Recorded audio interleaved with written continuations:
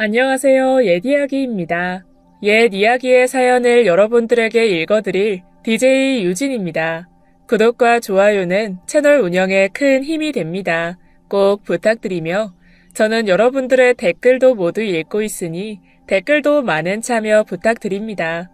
그럼 오늘의 사연 바로 시작할게요. 안녕하세요. 저는 44살 여성입니다. 결혼한 지는 올해로 17년 차에 접어들었는데 느낌상으로는 그보다 2배는 더 산 것 같아요. 그 이유는 다들 쉽게 짐작하실 수 있을 텐데요.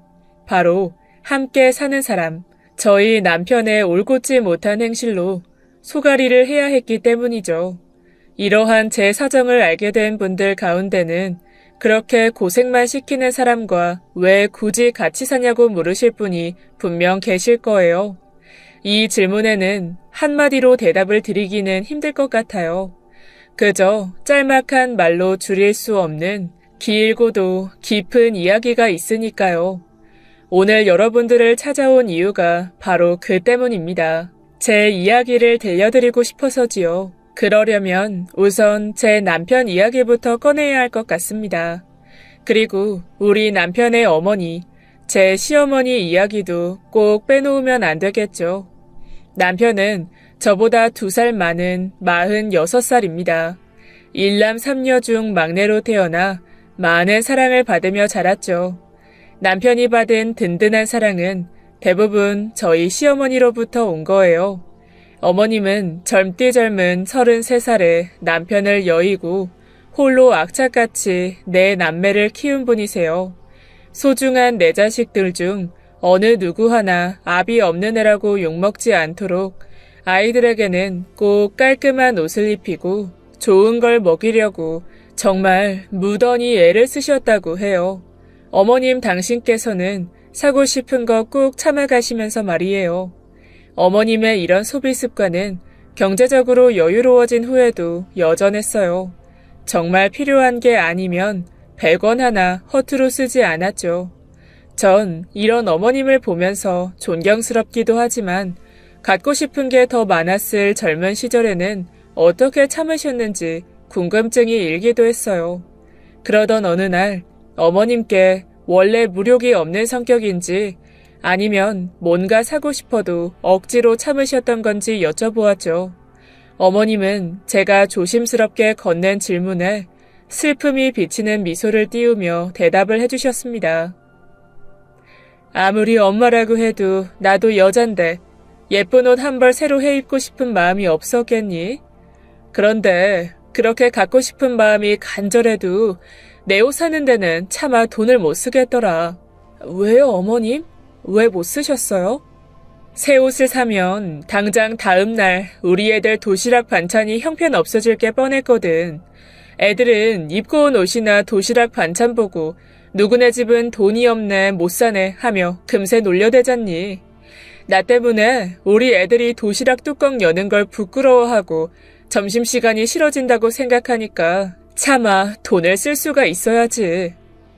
어머님이 들려주신 이야기는 한참 동안이나 제 마음에 남아 맴돌았어요. 이야기 속 어머님의 나이는 아직 35이 채 안 됐을 때였습니다. 한창 젊은 나이죠. 그런데 누구보다 예쁜 물건 좋아하고 멋쟁이인 어머님이 좋아하시는 여성용 블라우스 한 장 사기가 죄책감이 들어서 사고픈 마음을 억지로 눌러야 했을 걸 생각하니 마음이 굉장히 쓰이더라고요. 어머님은 시아버지가 돌아가신 후 이렇게 당신과 당신이 하고 싶은 건 뒤로 제쳐두고 아이들만 바라보며 살아오셨다고 말씀하셨어요. 그리고 어머님의 세 딸들, 저희 시누이들은 어머님의 희생에 보답하듯 정말 건실하고 똑똑한 어른들로 성장해 주었죠. 그런데 안타깝게도 막내인 저희 남편은 제 누나들에 비하면 철이 덜 들었어요. 결코 성격이 나쁜 아기는 아니지만 남보다 자신을 먼저 챙기는 이기적인 면모가 좀 있습니다. 시어머님은 막내이자 유일한 아들인 남편이 아버지의 부재로 인해 슬퍼한다거나 가정에 불만을 품을까봐 크게 두려우셨다고 해요.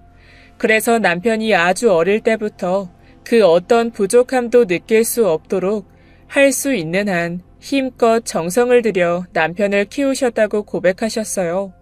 그리고 비록 좋은 뜻에서 한 행동들이었지만 어머님의 애정을 담은 물질적, 정신적 지원들이 남편을 자기만 생각하는 철없는 사람으로 만든 것 같다고도 덧붙이셨죠. 마음고생 안 시키겠다고 애지중지했던 내 자식, 남 고생시키는 거 몰라주는 사람으로 클 거라고는 미처 생각을 못했다. 하나만 알고 둘은 몰랐던 거야. 그저 자식 손에 물 안 묻히고 귀하게 키우면 귀한 사람이 될 거라고 착각했던 거지. 내가 막내를 오냐오냐 하며 키운 탓에 귀한 집 딸내미인 우리 며느라가 고생을 시키는구나. 아이고. 어머님은 남편을 키울 때 나름 잘한다고 한 것이 남편을 사랑을 받을 줄만 알지 감사할 줄 모르는 사람으로 만든 원인이라며 자책하시곤 했어요. 전 그런 어머님을 볼 때마다 안타까워 늘 따뜻한 위로의 말을 건넬 수밖에 없었죠. 하지만 사실은 어머님이 무슨 말씀을 하시는지 정확히 잘 알고 있었습니다. 솔직히 어머님의 성품과 어머님이 걸어오신 길을 봤을 때 남편은 그에 못 미치는 사람이라는 것에는 완전히 부인할 수 없었거든요. 어머님은 남편을 여인 후 생계를 이끌어가기 위해 시장 노점상에서 건어물 장사를 시작하셨다고 했습니다. 장사는 경험도 없을 뿐더러 생각도 해본 적 없었는데 어머님을 딱하게 여긴 이웃집 아주머니께서 건어물을 싸게 구할 수 있는 거래처를 알려줄 테니 장사로 먹고 살기를 찾아보라고 해주신 게 계기가 되었다고 하셨죠. 그런데 막상 장사를 시작하고 보니 어머님이 장사에 재능이 있다는 걸 비로소 깨닫게 되었다고 해요. 생각해보니 우리 어머니도 말솜씨가 좋아서 물건을 잘 팔았어. 상대방이 뭘 원하는지 뭘 좋아하는지 귀신같이 알아채고 필요한 걸 재빠르게 구해다 주셨으니까. 나도 어머니의 그런 기질을 물려받은 건지 장사하는 첫날부터 딱 감이 오더라고. 이게 내 천직이로구나 하는 느낌이. 똑같은 건어물을 떼다가 팔아도 어떻게 깔끔하게 판을 깔아야 하는지, 누구한테 팔아야 하는지 남이 알려준 것도 아닌데 대번 알겠더라니까. 어머님은 장사를 시작하신 후 휴일이란 개념을 모르실 정도로 정말 열심히 악착같이 일을 하셨다고 했습니다. 어머님을 옆에서 봐온 저 역시 어머님의 이런 표현이 과장이라든가 부풀려진 자화자찬이 아니라는 것을 정말 뼈저리게 알고 있어요. 휴일은커녕 휴식도 모르는 것처럼 그야말로 성실히 일하시는 어머님은 현재 시장에서 꽤 큰 건어물 가게를 소유하고 계시는데요. 아무도 어머님의 정확한 재산은 모르지만 주변 상인분들 말을 들어보면 못해도 수십억 정도는 될 거라고 하는데 저도 이게 충분히 신빙성이 있다고 생각하고 있어요. 어머님은 분명 부유한 축에 속합니다. 하지만 저는 어머님을 두고 그저 돈 많은 양반이라고 부르는 건 좀 아니라고 생각해요. 꼭 제 어머님이라서 이렇게 생각하는 건 아니에요. 왜냐하면 어머님은 제가 지금껏 살면서 만나본 사람 중 가장 강단 있고 생각까지 깊으신 정말 배울 점이 많은 분이니까요. 평소에도 이런 생각을 자주 했지만 확신으로 바뀐 건 저희 아버지께서 큰 수술을 하고 입원을 하셨을 때였습니다. 이 당시 아버지는 그 흔한 보험 하나 없어서 엄청난 병원비를 고스란히 지불해야 하는 상황에서 쩔쩔매고 계셨어요.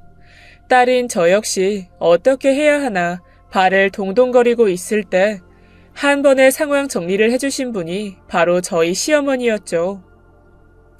아가, 그 병원비 시어머니가 내줄 테니까 사돈어른께 연락해서 병원비 걱정 말고 푹 쉬시라고 해라. 아니, 수술하고 회복에 힘쓰셔야 할 분이 병원비 걱정하게 둬서야 되겠니? 네? 어머님, 그게 무슨 말씀이세요? 병원비가 어디 한두 푼도 아니고. 너야말로 무슨 말이니? 그깟 돈이 뭔데 수야. 사돈어른 건강이 중요하지. 긴 말할 거 없고 난 그렇게 마음 정했으니까 아버지께 퍼뜩 전화해서 그렇게 말씀드려.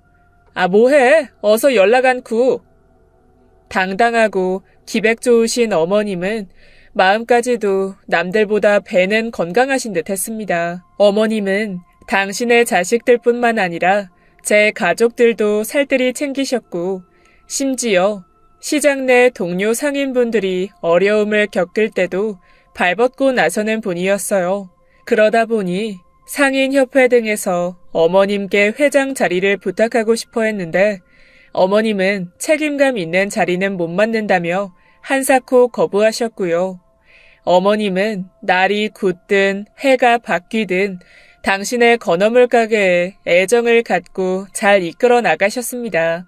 하지만 얄궂은 치매가 성실한 어머님을 찾아오는 바람에 은퇴하실 수밖에 없었어요. 가게는 둘째 시누이가 물려받았습니다. 은퇴하시던 날 어머님 얼굴에 떠오른 표정은 전 평생 잊지 못할 것 같아요. 애써 슬픔을 감추고 웃는 얼굴로 가게를 떠나시는데 그 표정이 어찌나 애처롭고 슬퍼 보이는지 보는 제가 눈물이 다 나서 참느라고 애를 먹었어요. 치매는 우리 집 내력이야. 우리 어머니도 치매가 있었잖아. 그래서 어느 정도 각오는 하고 있었지만 그래도 섭섭한 건 섭섭하네. 아이고, 그나저나 이걸 어쩌지? 내 몸이 아직 건강하고 정정해서 일 더 하고 싶다고 난린데 이 몹쓸 치매가 문제야, 문제. 어머님은 말씀대로 몸은 정말 건강하신 편이었습니다. 제가 끙끙대며 용을 쓰며 들어야 하는 건어물 상자도 손쉽게 들어다 옮기실 정도였으니까요. 하지만 어머님은 치매 초기 증상이 보이자마자 바로 온 가족을 불러 모으더니 은퇴 계획을 밝히시고 후임자는 둘째 시누이라고 밝히셔야 했어요. 어머님은 당신의 어머니의 치매가 악화되는 것을 두 눈으로 보면서 치매의 진행 속도와 방향은 어떻게 변할지 모른다는 것을 절감하셨기에 한시라도 빨리 은퇴를 하는 게 낫다고 판단을 하신 거였죠. 어머님의 은퇴는 어머님의 치매 소식 못지않게 저와 시댁 식구들에게 큰 충격을 주었습니다. 어머님이 보여주시던 당당한 모습이 영원한 게 아니라는 것을 억지로 실감해야 한다는 것은 저희로서는 받아들이기가 정말 힘들었어요. 하지만 이런 가슴 아픈 상황 속에서도 다소 멀쩡해 보이는 사람이 한 명 있었습니다. 바로 제 남편이었죠. 남편은 어머님의 치매도 은퇴 소식도 덤덤하게 받아들였습니다. 충분히 예상 가능한 일이니 그리 호들갑 떨 게 없다는 반응이었어요. 외할머니도 치매가 있으셨잖아. 어머니가 치매 걸린 게 그렇게 충격받을 일은 아니지. 그리고 어머니 정도면 양호한 편 아니야. 본인이 알아서 겁먹고 치매도 심해지기 전에 알아서 일 그만두실 분별력도 있고 뭐 나중에는 적당한 요양원 골라서 들어간다고 하시지 않겠어? 당신 말 진짜 매정하게 한다. 어머님한테 일이 얼마나 중요한지 몰라서 하는 이야기야? 말로 표현은 안 해서 그렇지 치매 때문에 은퇴하시는 게 어머님한테는 얼마나 상처일지 생각도 안 해봤냐고. 왜 이렇게 오버해? 당신이야말로 너무 심각하게 생각하는 거 아니야? 그리고 당신 뭔가 착각하고 있는 모양인데 치매 있는 양반이 일하겠다고 고집 피운다고 생각해봐. 그거 진짜 골치 아픈 거 아니야? 본인이 알아서 본인 몸 챙기겠다고 은퇴하는 건데 그게 뭐가 슬픈 일이라고. 나 참. 남편은 어머님의 치매나 은퇴로 당장 자신이 받을 손해는 없었기에 이 모든 일이 그리 크게 다가오지 않는 모양이었습니다. 전 이런 남편의 행동을 보면서 너무하는 게 아닌가 속으로 생각했죠. 사실 남편은 저와 결혼식을 올리고 1년 뒤에 다니던 회사를 퇴사했어요. 남 밑에서 일하는 건 자기 성미에 안 맞는다는 게 이유였죠. 하지만 남편이 일을 그만둔 것은 어머님의 지원을 기대했기 때문이었습니다. 회사를 그만두면 어머님께서 재정적인 지원을 해주실 거라고 너무나 당연한 듯이 바라고 있었죠. 회사를 나온 남편은 어머님의 지원 아래 바로 사업을 시작했습니다. 전 남편이 사업 말고 꾸준히 회사를 다녀줬으면 하는 마음이 컸지만 남편은 부인이든 누구든 남의 말을 들을 사람이 아니었기 때문에 남편의 사업 실행을 말릴 사람은 아무도 없었죠. 그래도 다행인 건 남편의 사업이 그럭저럭 괜찮게 굴러갔다는 거예요. 소위 말하는 대박은 아니었지만 그래도 사장인 남편은 달마다 대기업 부장 월급 정도는 벌어왔습니다. 하지만 문제는 남편의 씀씀이가 너무 크다는 거예요. 이 문제는 어떤 말을 해도 아무리 시간이 흘러도 고쳐지지 않았습니다. 남편은 아무리 그래도 사장인데 이 정도는 써야 되지 않겠냐며 당당히 주장했어요. 이래서 집에서 살림만 하는 사람하고는 대화가 안 돼. 당신 눈에는 그냥 내가 헛돈 쓰고 다니는 걸로만 보이지? 그저 악착같이 벌기만 해서는 큰 돈은 절대 못 모아. 내가 하는 건 말이야, 투자라고 투자. 알겠어? 돈이라는 건 적당히 풀어주기도 해야 들어오기도 하는 법이라고. 지출을 조금만 줄이라고 하는 저에게 남편은 투자를 운운하며 제 말은 듣는 척도 하지 않았어요. 그러면서 남편은 제가 돈 문제로 자기를 괴롭힌다며 그래서 집에 들어오기 꺼려진다며 말도 안 되는 트집을 잡으면서 자신의 늦은 귀가를 제 탓으로 돌리기도 했습니다. 전 이런 남편의 말에 화가 나고 섭섭해서 눈물이 그렁그렁한 채 항변을 해야 했어요. 그래, 난 사업가가 아니라서 밖에서 사업하는 사람 고충은 잘 몰라. 그건 미안하게 생각해. 그래도 말이야, 당신 말은 좀 조심해서 해야 되는 거 아니야? 당신 하는 말이 나한테 얼마나 상처가 되는 줄 알아? 남편에게 섭섭한 것은 그가 던지는 냉랭한 말 때문만이 아니었습니다. 남편은 생활비도 제대로 주지 않았어요. 쥐꼬리라는 말을 써도 전혀 미안하지 않을 정도였죠.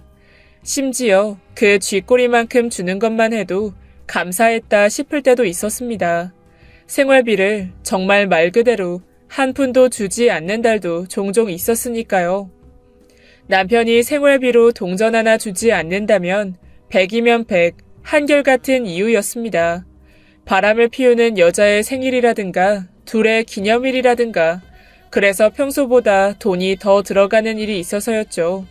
네, 맞습니다. 남편이 생활비를 적게 혹은 아예 주지 않는 건 남편이 번 돈을 아내가 아닌 다른 여자한테 쏟아붓고 있기 때문이에요. 그런데도 왜 여태 같이 사느냐 하고 궁금해하는 분들이 많을 거라고 생각합니다. 남편의 이런 행태에도 불구하고 부부로 인연을 이어온 것을 두고 저를 답답하게 여길 수 있다는 것 또한 아주 잘 알고 있습니다. 아니면 제가 경제 능력이 전혀 없어서 혼자 먹고 살 자신이 없어서 이혼은 못하고 참고 사는 거라 여기고 동정할 수도 있다는 것도요. 하지만 전 먹고 살 걱정 때문에 남편과 헤어지지 않은 게 아닙니다. 솔직히 말씀드리자면 먹고 사는 건 전혀 문제가 되지 않았습니다. 오히려 웬만한 사람들보다 풍족하게 잘 먹고 살았다고 봐도 무방할 것 같아요. 이런 반전의 배경에는 물론 제 든든한 시어머니가 계셨기 때문이에요. 어머님은 제가 남편 때문에 재정적으로 혹은 심리적으로 고통을 겪지 않도록 늘 챙겨봐 주시고 돌봐 주셨습니다. 남편이 생활비를 아예 주지 않는 달에는 어머님이 오히려 더 화를 내시곤 했는데 이윽고 마음을 가다듬고는 저에게 미안하다며 사과를 하셨죠.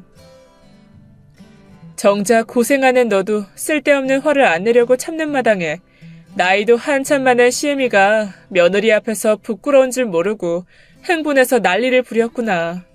마음 넓은 네가 잘 이해해 주길 바란다. 난 그저 네가 내 며느리인 게 고맙고 자랑스러울 뿐이야. 그래서 네가 행복하게 잘 살았으면 하는데 아들 녀석이 원체 글러먹었으니 에휴, 내가 네 얼굴 볼 면목이 없다. 어머님은 제 남편의 모자람을 철저히 당신이 잘못 키운 탓으로 여기고 남편으로 인해 제가 하는 모든 고생에 대해 진심으로 마음 아파하셨어요. 스스로 죄인임을 자처하신 어머님은 남편을 대신해 저에게 생활비를 주겠다고 하셨어요.